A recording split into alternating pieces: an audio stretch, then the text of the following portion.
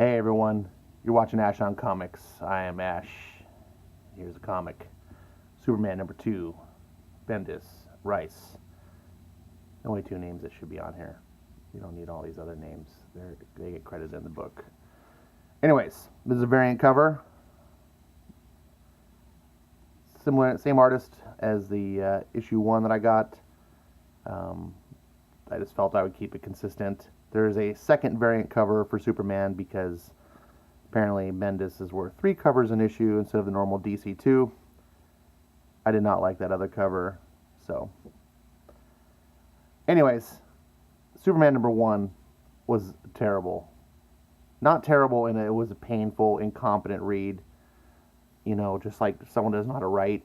Bendis knows how to write. He just fluffed his way through. He uses his skills and his talent to trick you into thinking you're reading something worthwhile, and then you get to the end and you realize that there was nothing there.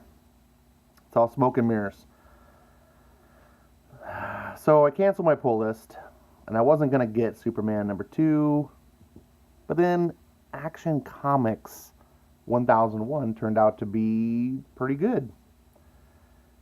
And I figured, you know what, rather than just judge an entire run off of a first issue, let's not pull the trigger that quick. Let's give it a couple issues, see where it goes. So I picked up issue 2. I'm not adding it to my pull list, but I can just grab them off the shelf. And let's see where it goes. So we start off here with, pretty sure that's Starfire. And again, for those of you who aren't familiar with me, I'm kind of a DC novice. I've been a long-time Marvel fan, a huge Marvel fan of the 80s and 90s. I took a hiatus on comics for a couple decades, came back into comics, was abhorred to what I saw was going on with the industry, especially with Marvel, or refused to buy Marvel. And due to many of the people that I follow on Twitter and YouTube and so forth in the community, that got me back into comics, such as Diversity in Comics, Ethan Van Sciver, also known as Comic Artist Pro Secrets. Shout out to Trajan channel on YouTube, Captain Cummings. There's others, I don't want to try to remember them all right now. But anyways, listening to them talk about comics and so forth made me realize that there still isn't much to love about the hobby. And I wanted to get back into it. And I figured, well, if Marvel's shit in the bed, and DC looks like they're doing a really good job, let's try DC. It's explore a whole new universe. It'd be like getting into comics again for the first time. So I know about comics. I don't know much about DC. It's a learning experience for me. And that's why sometimes you'll see me not know things that longtime DC readers will be like, what? What, you don't know that? You're stupid. So anyways, pretty sure that's Starfire. That's probably her dad. King, whatever race, the Tamarans. So they're on his planet, and she's doing her, King Meander, the Thanagarians are ready. No, sorry, they're here. And Vogos has lost his mind completely. The planet belongs to the Tamarian people, and we will stand and defend it from whatever madness the Thanagarians have brought for us. And it's, here we get the nice Return of the King speech here. For Tamaran, let's charge. We get a nice 2-page spread. The Thanagarians are coming down. And then all of a sudden, oh shit, Rogolzar. They brought Rogolzar? Sir? Retreat, what? And at this point, I'm intrigued. I'm like, oh shit, you got me hooked. Basic, 3 pages, essentially a single page, spread here, but 3 pages in, and I'm like, oh, nice. Okay, this is interesting. Gonna learn more about Rogol, who I think actually could be a cool character if we get some development on him. What's gonna happen? Does he kill this guy? I don't know. We get a nice, awesome 2-page spread again. Look at all the detail in here. So good. So I was very pleased at what I was seeing. Again, now it's 5 pages because you kind of waste two-page spreads in a row is going to eat your panel real estate. But you get nice artwork here, nice picture. I'm okay with that. Oh, and then another 2-page spread. That's 3 in a row, jeez. So, the problem is, I'm all excited. What's going on here? Oh, big fight. Cut away. Oh, no worries. We'll get back to it. Green Arrow once privately asked me if life was hell. Hell, I asked? Actual hell, because you could never turn off your super hearing. You can't not see the madness of the world with your supervision. You can't stop seeing and hearing all the horrors of the world. Oh, like this. Bryan Singer did the movie Superman Returns, which is supposed to be the official sequel to Superman 2, and bypassing Superman 3 and 4 as if they didn't exist. And most fans don't like that film. They consider it a really weak entry in the Superman franchise, and I kind of mostly agree. But in that movie has one of my favorite moments of any Superman film ever. And in that movie, he takes Lois. He meets her at like the penthouse suite or whatever, and he meets her outside, and he takes her, and they fly up into the sky. Supposed to be all romantic or whatever. And they're up in the sky, and it's nighttime, and he's just hovering there with her, and they're looking down at the city and everything. And he says to her, "Do you hear that?" And she says, "No." And then he says something, and I'm paraphrasing here, I'm not quoting the movie 100%, I haven't seen it in a long time. But he says something to her of the effect of, "I hear all of it. All of it. I everything. All the screams, and the point of that scene is to convey to the audience that Superman is a living God, he's super powerful, blah, blah, blah, blah. But he's also a man. He's also a person. He's got feelings. And he has empathy. And he has sympathy. And he has compassion. And he cares about the world and people. And he has loved ones. He can't not hear the suffering around him. Like, he hears it all. You know, the rest of us, we sort of get to have the advantage. We get to have that ignorance is bliss. You know, we know there's suffering going on in the world. Every one of us, if we stop and think about it, we know there is. But in our day-to-day life, most of us, we just don't think about it. We only ever think about what impacts us directly. You know, you see someone getting beat up in the street in front of you, you're going to probably have some empathy. You know, you see a homeless man on the street begging you for money, maybe you don't give him any money, but somewhere inside, you're kind of feeling for him. And maybe you look away because you're ashamed to meet his gaze. Because you kind of know in your heart you probably should help out, but you don't also want to just give money to every panhandler you see, and it's a tough decision. Fortunately, in comic books, these characters get to be noble and super, and we get to live vicariously through their actions, and they get to be the superheroes, and we wish we were ourselves. And I'm kind of rambling here, but my point is that was a really great scene, and that to me kind of encapsulated what makes Superman a hero. This is a guy who can do anything he wants, literally. I mean, there's no peer on Earth for him. And he wants there to be world peace. He could just do the Dr. Doom method and be like, you know what?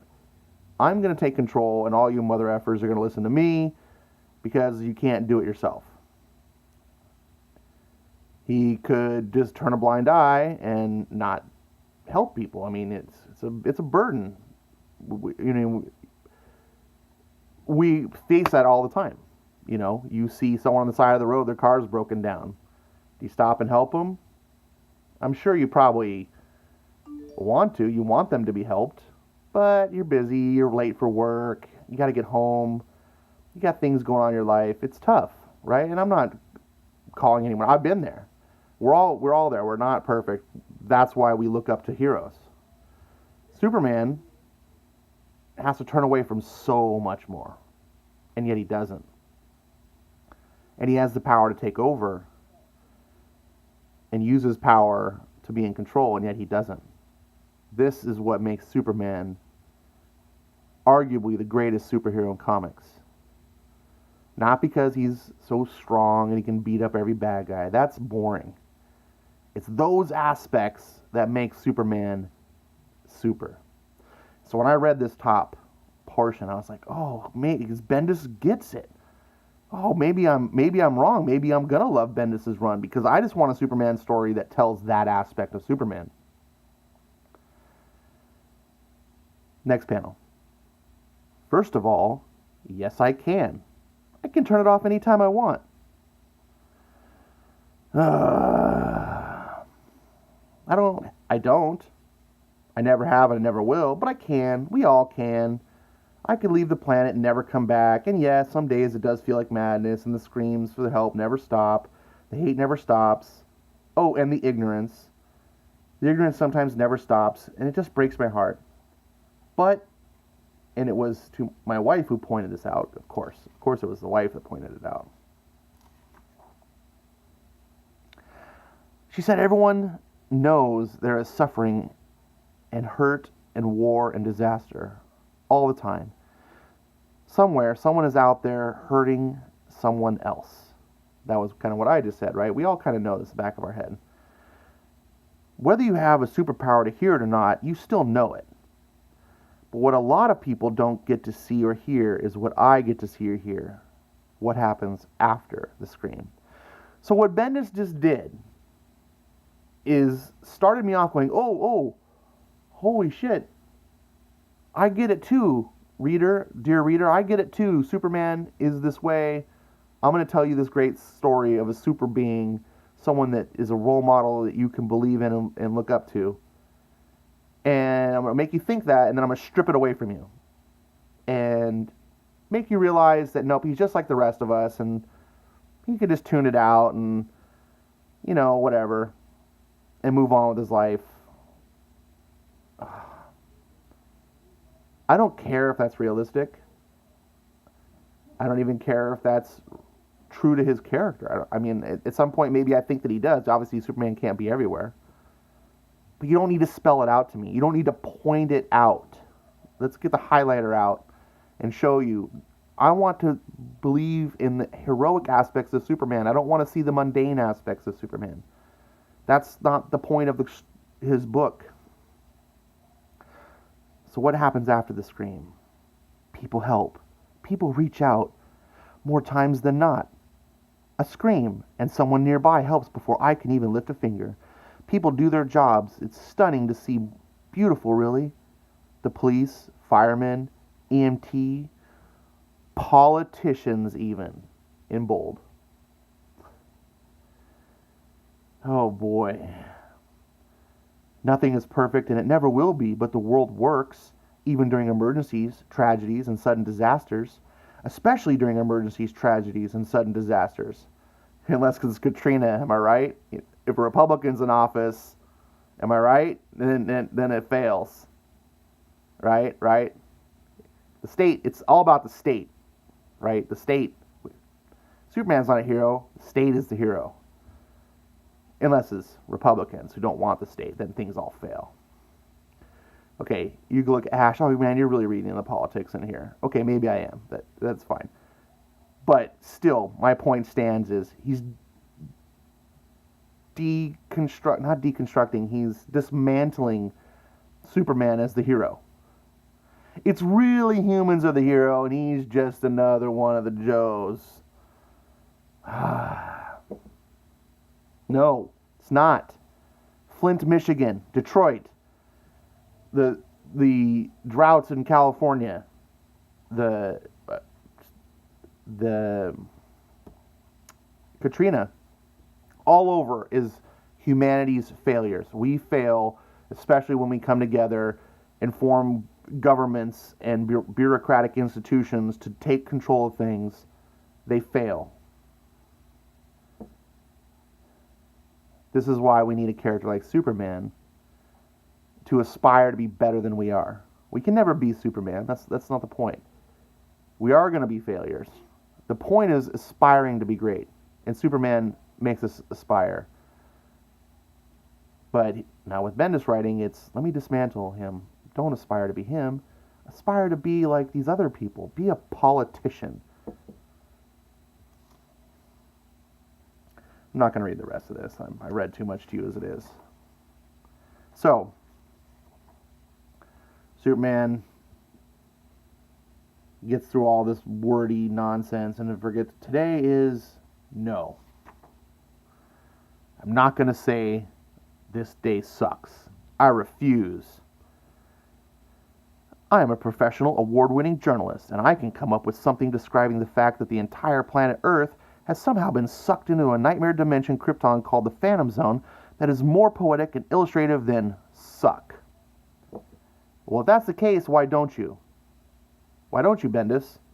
Why do this huge word salad of nonsense? The entire science of the planet existing is being violently challenged, and I have no idea how much longer everything I can hold together. I have no idea the Phantom Zone was big enough to even fit a planet of 7 billion, but there it is, and the Flash is losing his mind. We don't need this. This is overindulgent, just Bendis barfing out words, feeling pleased with himself. I mean, it's even saying right here, I refuse to say I suck. I'm better. I can say it better. And then he doesn't say it better. This is all unnecessary. The only thing that's necessary down here is, maybe this part, I had no idea that Earth could be sucked in. Flash is losing his mind. Gotta contact John. Simple. We don't need all this. And a full page. Look at this. And I'm an advocate for big art, right? I'm 2-page spread. Full 2-page spread. 2-page spread again. 2-page spread ad. Okay? 3 panels, 2 panels. Full page spread. 3 panels. So here's the whole Justice League talking to themselves, having some little banter. Haha, it's funny. Superman remembering the fight because we haven't covered this enough. Bendis has not covered what happened in Man of Steel enough. He spent almost the entire last issue, rehashing Man of Steel. And now, here we are again. Oh, look, Superman. In case you forgot, Superman fought Rogol Zaar.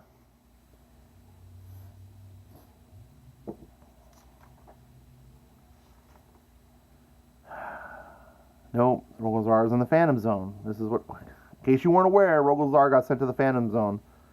And this is all his inner monologue, which was kind of interesting. I was like, oh, okay, cool. We get to hear from his point of view for the first time.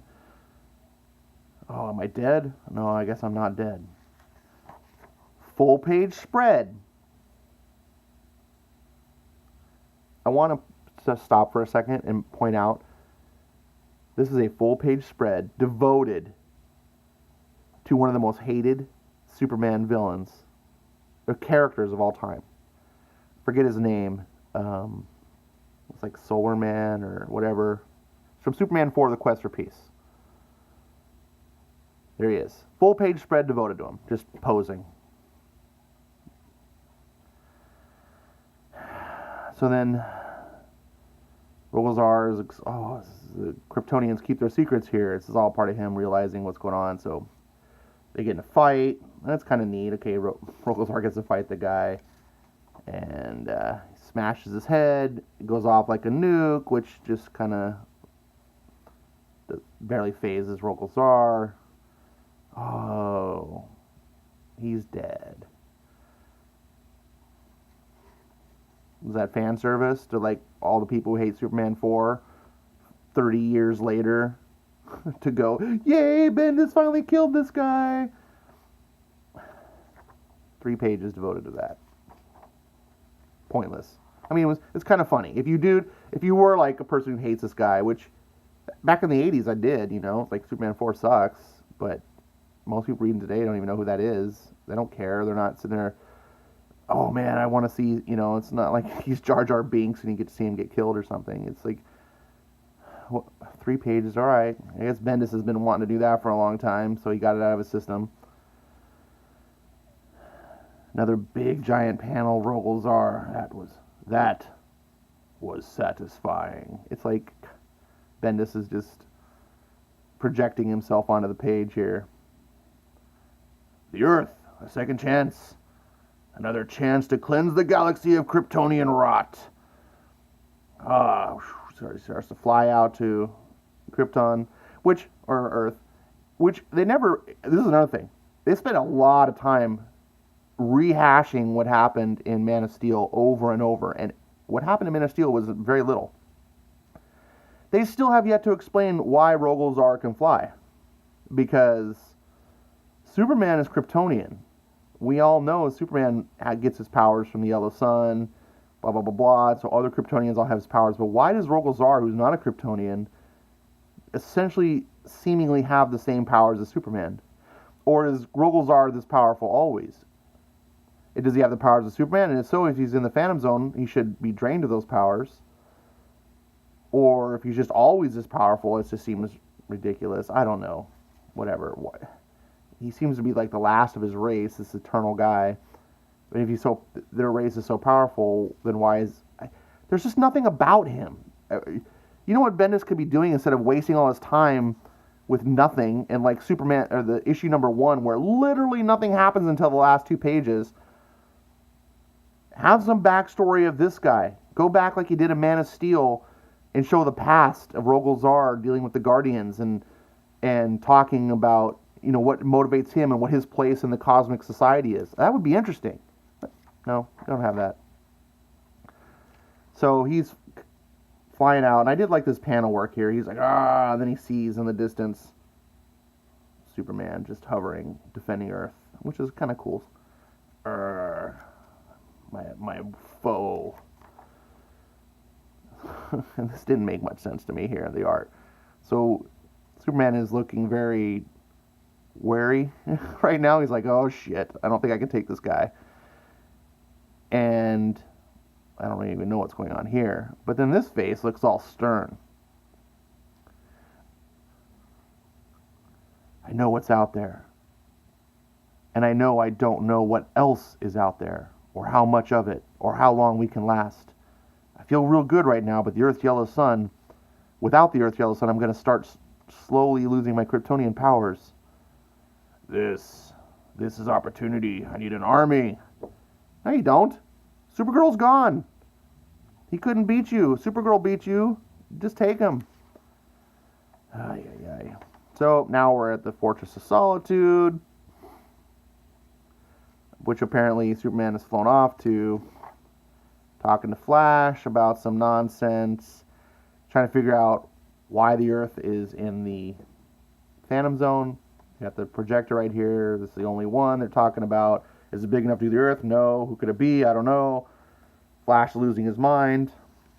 This is all kind of pointless. This is all of this is to basically communicate to the user, this is not capable of putting the Earth into the Phantom Zone, and there's no other known projector that could do it.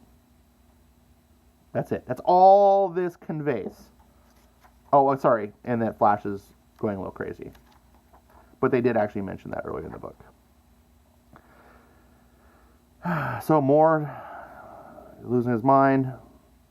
Let's take Flash away. My friends are falling. My planet is immediate danger. We are surrounded by unknown enemies, and it's right there that it hits me. I may never see my family again. And that's it. Now this is a long review. I blabbered on about a lot of subjects, but this was a super quick book. I blew through this book so fast.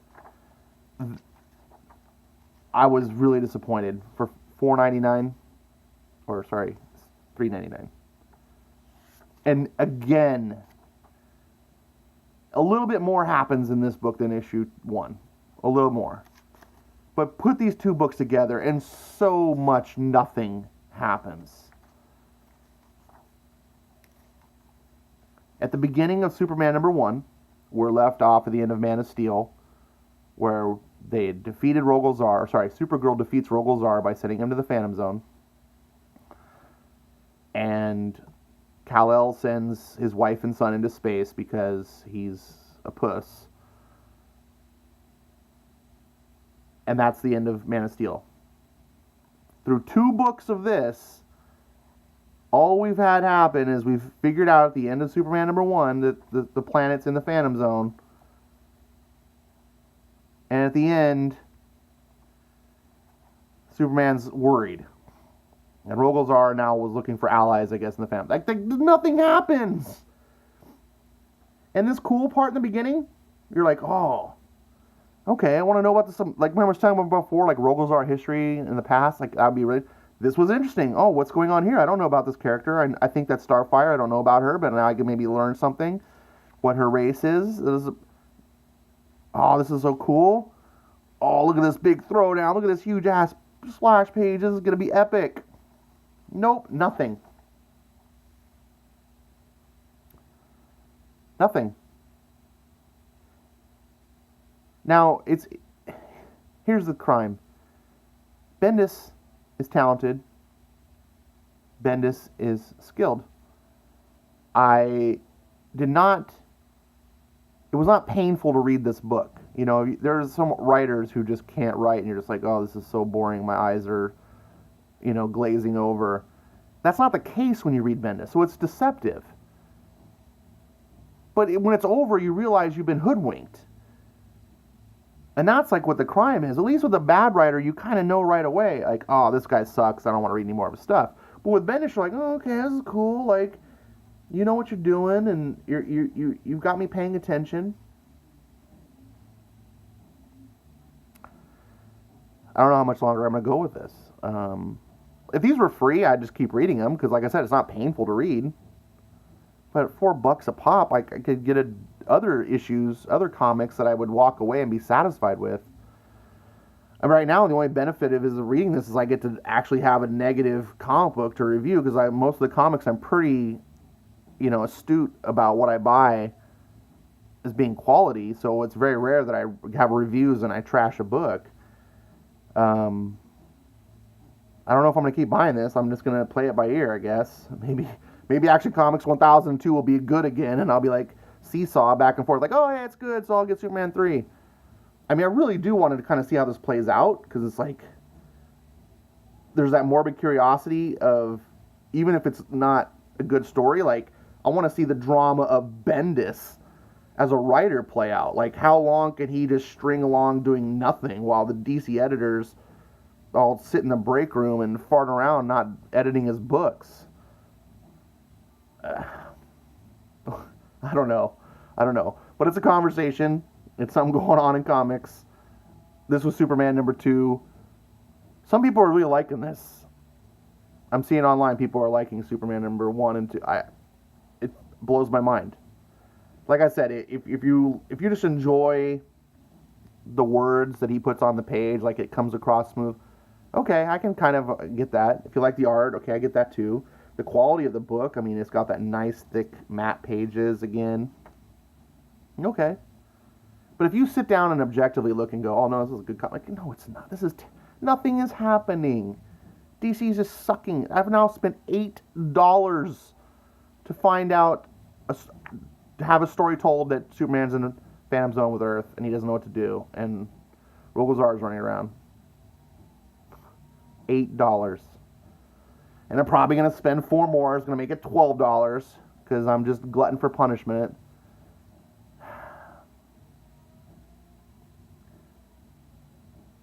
Is this worse than #1? At first when I was done, I was like, oh, at least it's better than #1. And now that I'm doing this review, I'm like, I don't know. Now I'm like angry. I'm kind of going through this review and I'm just like, this should not. No, it is better. A little bit more happens. #1 is just unforgivable. Plus, especially being a #1 issue. And I think actually, #1 might have been more money. Nope, it was only $3.99. Well, that's my review. It's long enough. I'll cut this one short. Thanks for watching. Thanks for listening to me. I know it can be tough to listen to long reviews. Hopefully, you got something out of it. Whether you agree or disagree. put your comments. I like to have a dialogue about it. Um, like to hear what other people think. I put up my pull list review earlier today. I try to put them up every Wednesday. If you are a person that also does pull list videos, please let me know. Like, post them, plug them in my comments. I try to watch everyone's that's come across, and I do enjoy seeing what other people buy and listening to them, especially if you talk about what you're buying, like why you're buying it. So that's it for Superman number 2. I will hopefully see you again soon. Thanks for watching.